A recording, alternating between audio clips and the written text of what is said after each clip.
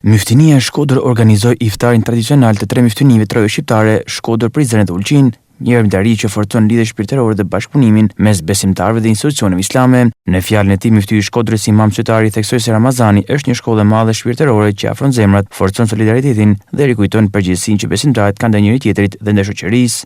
Është kënaqësi që së bashku me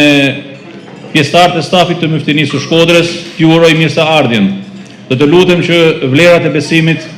e trashëgimia që e kemi përmisupe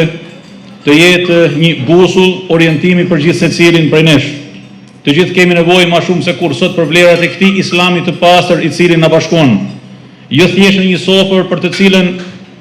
mund të bajmë edhe pa të, se sa për t'u pa në sy me njëri tjetrin, për të ndarë dritën me njëri tjetrin,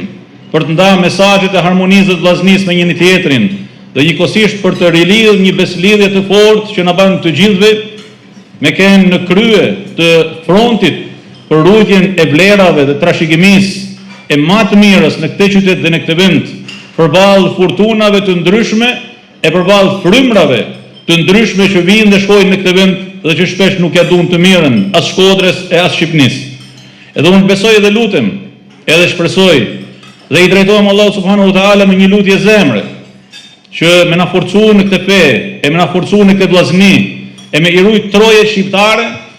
edhe me i rujt të gjithë ata që punojnë për të mirën, sepse kjo është kohë provash, është kohë e çuditshme, është një kohë në të cilën njeriu më shumë se asnjëherë tjetër e ka për detyrë me e dëshmu identitetin e tij dhe me e tregu pasaportin e tij se kush është dhe si është. E më mirë se në muajin e mallnueshëm të Ramazanit, asnjëherë tjetër nuk frymëzohemi drejt këtyre vlerave dhe këtij mësimi dhe kësaj fryme kaq të rëndësishme për ne dhe për kombin e shoqërinë tonë. Ky iftar u zhvillua në një atmosferë miqësore dhe vëllazërore, i cili u shoqërua me dua lutje për njëri tjetrin.